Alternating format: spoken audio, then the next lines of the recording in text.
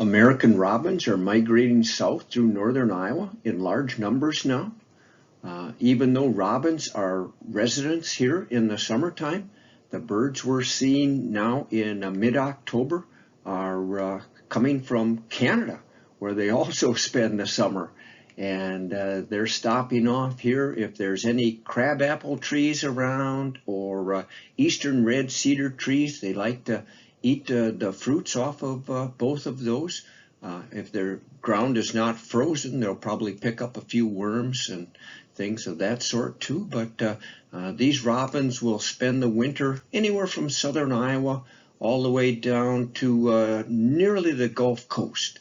And then we'll see that bright red breast on these birds showing up around here again about the middle part of March in 2021.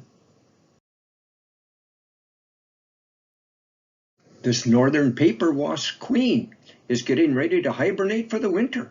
We're probably all familiar with the northern paper wasp nest that we see in the summertime hanging up under the eaves. Kind of looks like a big gray honeycomb made out of paper mache, and you can kind of see the worker paper wasps coming and going at that time. They've all died out now, the workers have. At this time of the year, the food is basically gone and we've had some cold weather. But this queen, she is going to survive the winter by just crawling under the leaf litter and freezing solid as a rock. She'll come out next spring when it warms up and get a new colony all started over again with brand new workers. She's a queen because if you look at the tip of her abdomen there, it comes to a point.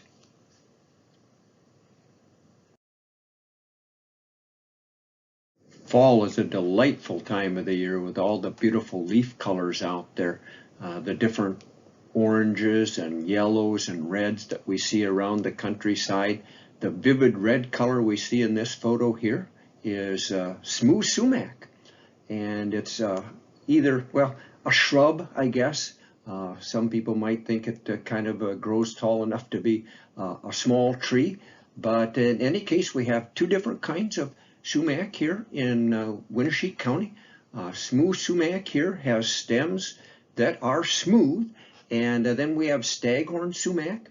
And if you look at the stems on staghorn sumac, they're covered with fine little hairs that kind of remind you of the velvet you'll see on a deer's antlers in the summertime.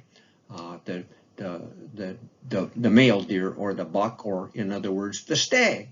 But the fruits on the females are wonderful wildlife foods in the fall and winter time, and people can even make a kind of a tasty, you might say, pink lemonade from those berries if you pick them when they're nice and fresh back in September. So enjoy the color of the sumac before it disappears now in the mid part of October.